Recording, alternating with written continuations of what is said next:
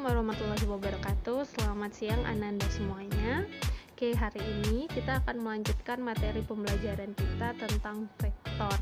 Kalau minggu lalu kita sudah membahas sedikit tentang konsep vektor ya. Nah, untuk hari ini akan Ibu bahas sedikit atau menjelaskan sedikit tentang vektor itu apa dan lanjutannya. Nah, silahkan simak video ini dan jangan lupa catat dalam buku catatan. Oke, langsung saja. Nah, sedikit Ibu ulangin tentang penjelasan minggu lalu tentang vektor. Nah, yang pertama itu untuk definisi vektor. Nah, dalam matematika itu terdapat dua besaran ya. Ada yang namanya besaran skalar dan besaran vektor. Nah, besaran skalar atau disebut dengan skalar itu adalah besaran yang hanya mempunyai nilai saja. Nah, contohnya seperti panjang, terus waktu, suhu, massa, dan lain sebagainya. Lalu yang kedua, itu ada yang namanya besaran vektor atau disebut dengan vektor.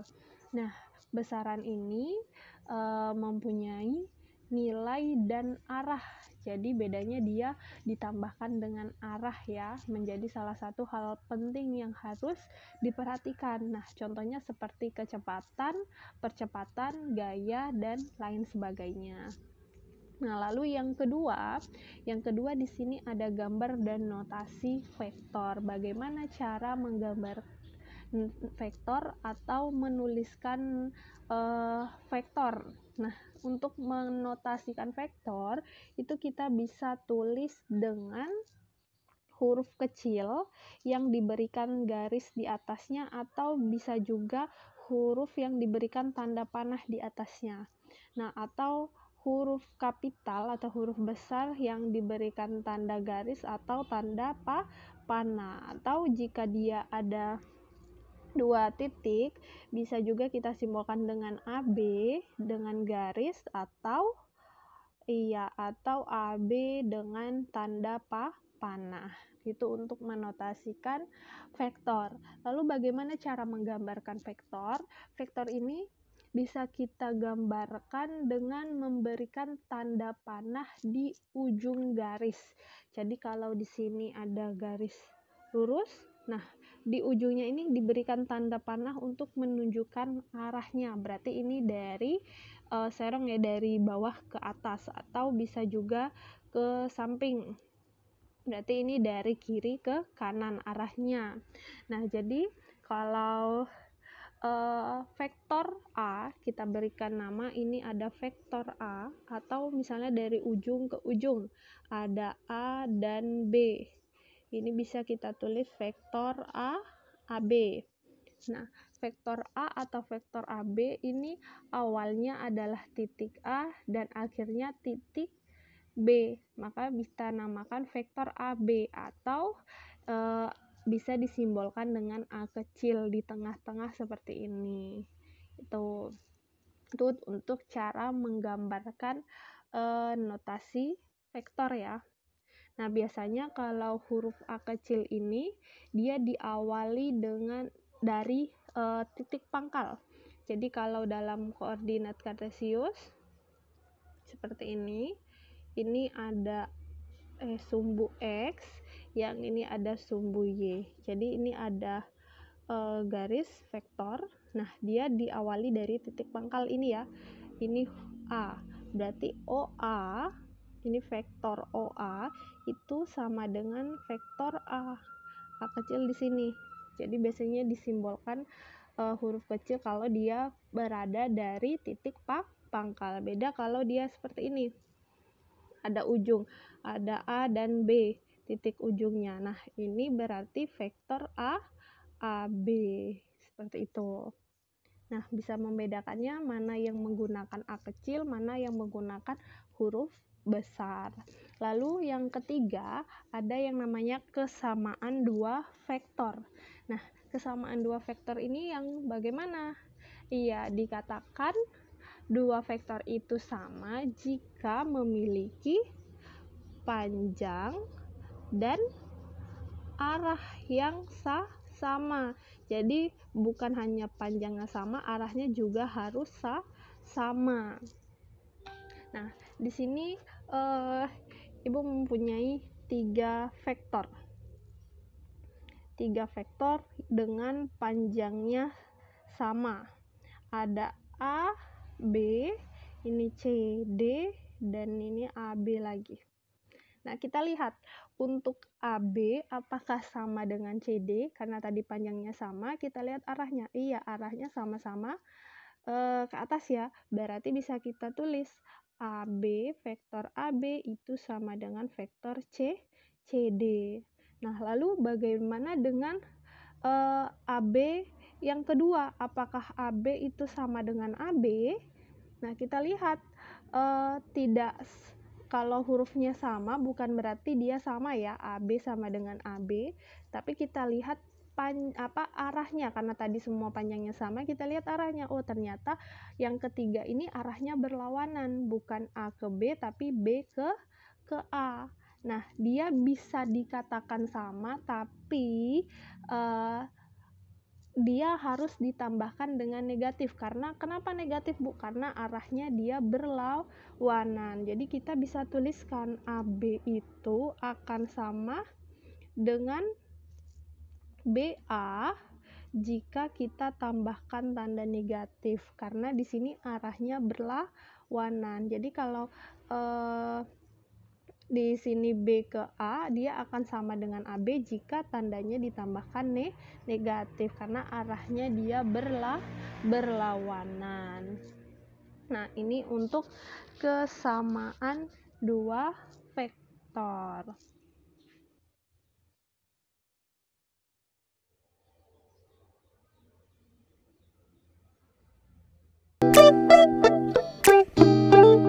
Selanjutnya kita masuk ke operasi vektor.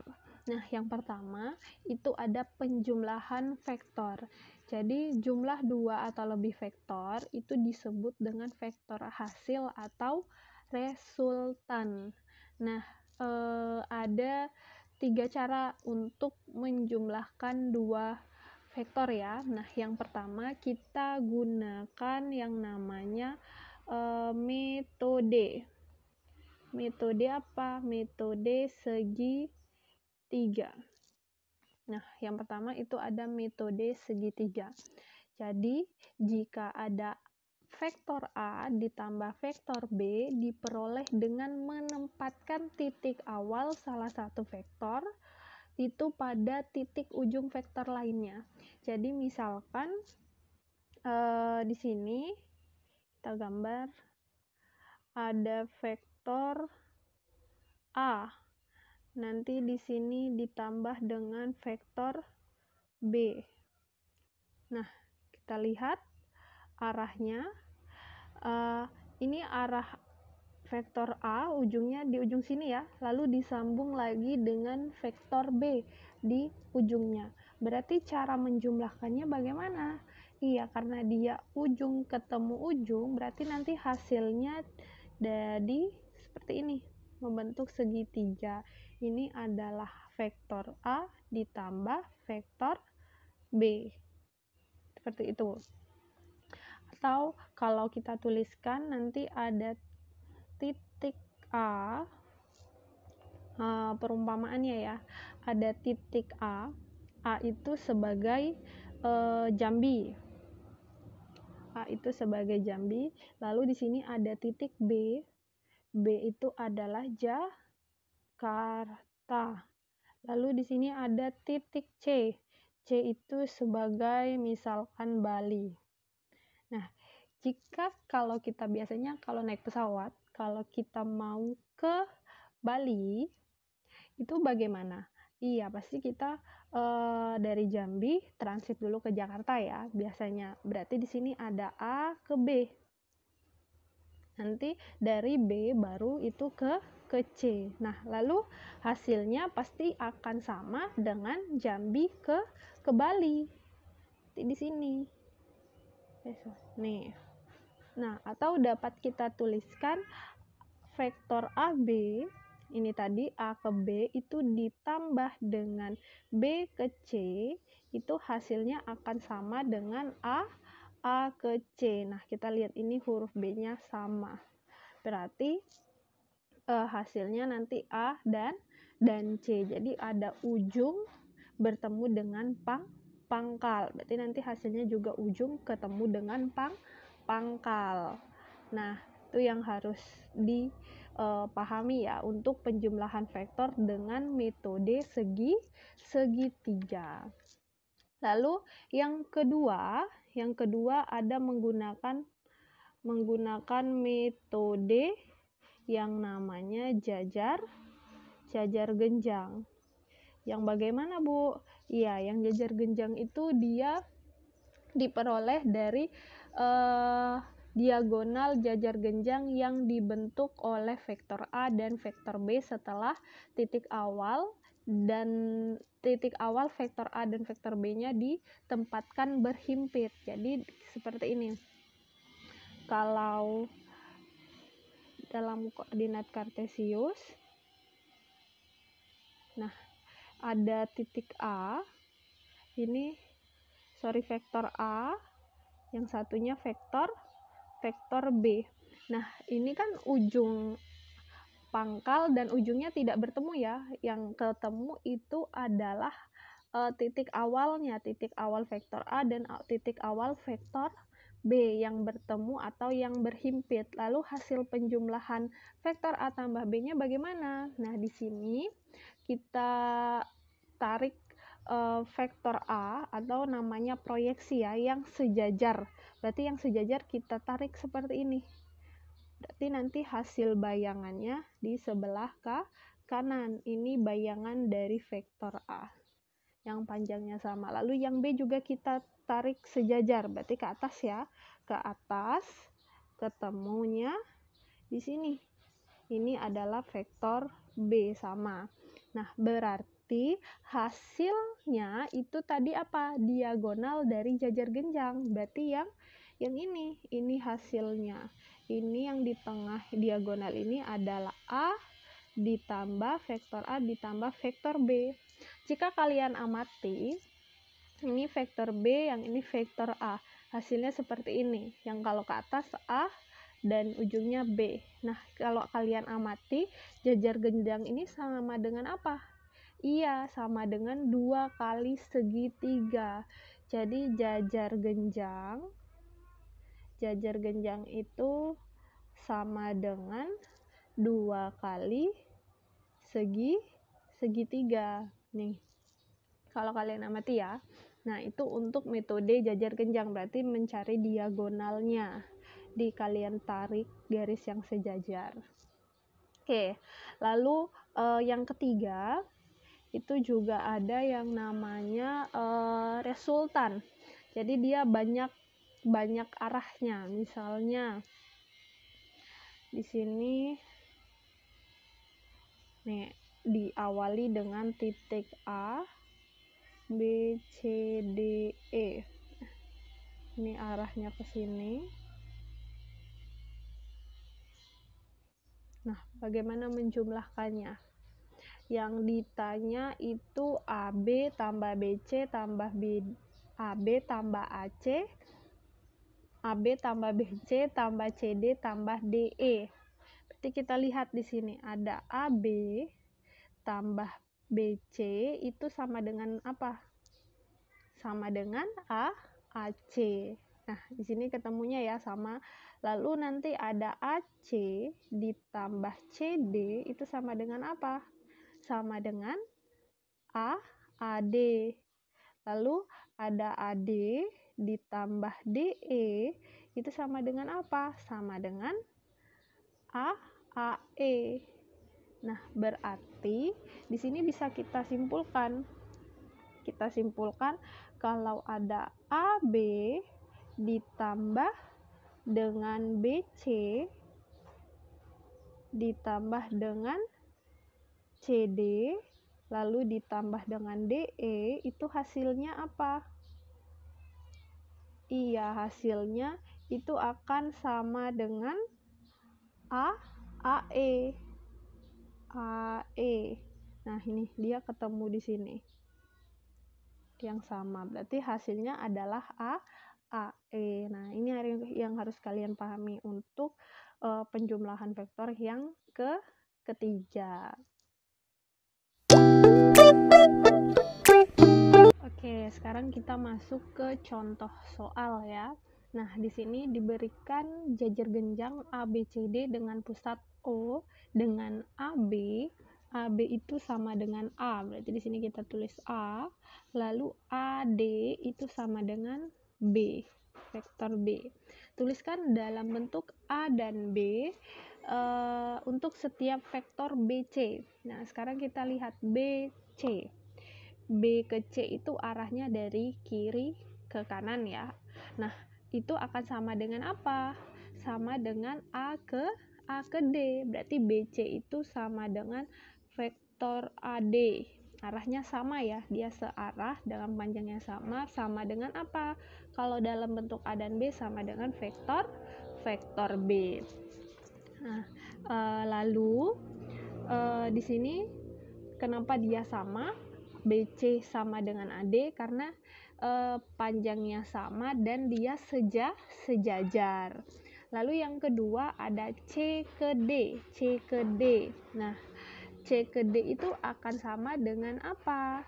Akan sama dengan B ke A. Iya, C ke D itu sama dengan BA. Loh, Bu, tapi di sini diketahuinya AB. Nah, sama seperti sebelumnya, karena arahnya berlawanan, itu akan sama dengan nilainya min AB. Jadi, B ke A itu sama dengan min AB, karena tadi arahnya berlawanan. Tadi AB itu sama dengan apa? Sama dengan vektor A, berarti sama dengan vektor min vektor A gitu. Karena arahnya berlawanan ya. Nah, lalu yang ketiga ada AC. AC itu sama dengan apa? Nah, AC berarti sini ya. Kita tadi udah belajar penjumlahan vektor ya. AC itu akan sama dengan AB BC, gitu nggak? AB ditambah BC. Jadi ujungnya ketemu ujung. Kenapa bukan yang ke sini, Bu? Karena di sini ujungnya ketemu. Nih, ujungnya. Kalau tadi aturan segitiga kan ujung ketemu dengan pangkal. Berarti AC itu bisa kita tulis sama dengan AB ditambah dengan BC. Nah, baru kita ganti angkanya. A ke B tadi itu A ditambah BC itu sama dengan B. Gitu ya. Nah, lalu yang D. D itu BD. BD yang mana? Nah, BD itu yang ke sini. Ini BD ya. Nah, bagaimana dengan BD? Iya, BD itu ada AD. Ini AD ya. AD sama apa nih arahnya?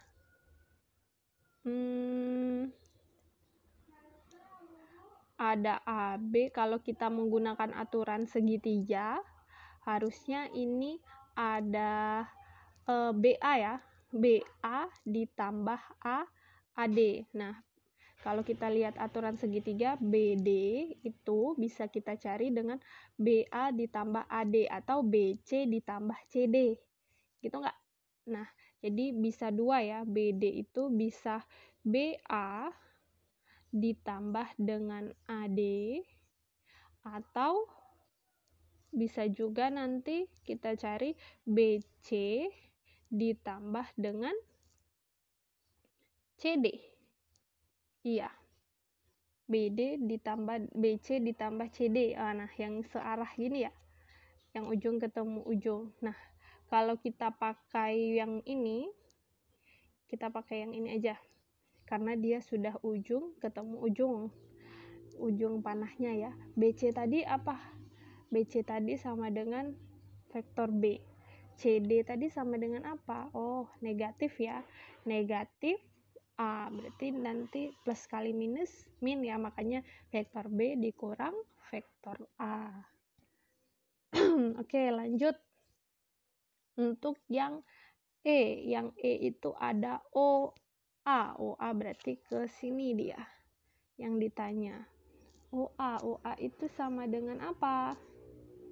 Iya, kalau kita lihat dari hubungannya, ini kan dia jajar genjang ya. Nah, kalau titik O itu pusatnya, berarti dia membagi 2 sama panjang. Nah, tadi kita sudah tahu AC itu apa? AC itu tadi A tambah B, vektor A tambah vektor B. Nah, berarti OA itu sama dengan apa? Iya, OA itu sama dengan setengah dari vektor AC. Itu ya. Nah, vektor AC, tapi dia arahnya kemana? Oh, arahnya berlawanan, kan O ke A. Atau, AO ya, bukan OA, AO, berarti arahnya sama ya, nak? Di sini, salah ini. AO, nah berarti arahnya sama, berarti dia sama saja dengan setengah dari AC. Nah, boleh kita ganti, vektor AC itu sama dengan apa tadi? Iya, setengah, A tambah B ya, vektor A tambah vektor B, makanya AO itu setengah dari vektor A tambah B. Nah, jadi dilihat arah dan hurufnya itu bagaimana, itu kuncinya. Nah, ini untuk contoh yang pertama. Oke, sekarang kita lanjut ke contoh yang kedua. Nah, di contoh kedua ini pada gambar di bawah ada PQ TS merupakan segi 4 dan PQRS berupa jajar genjang, dan titik A dan B itu merupakan titik tengah dari ST dan QT. Nah, sekarang perintahnya yaitu carilah vektor tunggal yang ekuivalen terhadap setiap operasi di bawah. Nah, yang pertama ada PQ itu ditambah dengan QB ditambah dengan BA itu sama dengan apa? Nah, kalau kita lihat gambarnya PQ tambah QB tambah BA. Gini ya. Nah, berarti itu akan sama dengan ada PA, P ke A kan? Nah, jadi kita lihat di sini yang sama. Q sama dengan Q. Ini nanti B ketemu dengan B. Berarti hasilnya sama dengan PA. Itu. Lalu yang B, ada PT ditambah TS. Nah, ini jadinya apa?